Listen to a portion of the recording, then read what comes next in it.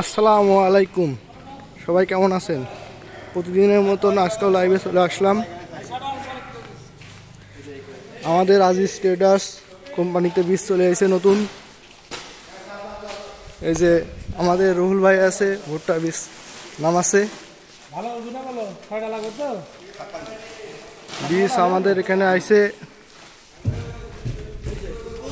Super gold 55 আর এসে সেতু 91-55।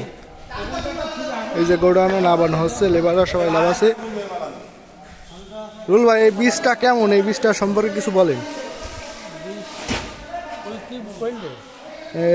Super gold 55 বীজ খুব ভালো, ফলন খুব ভালো।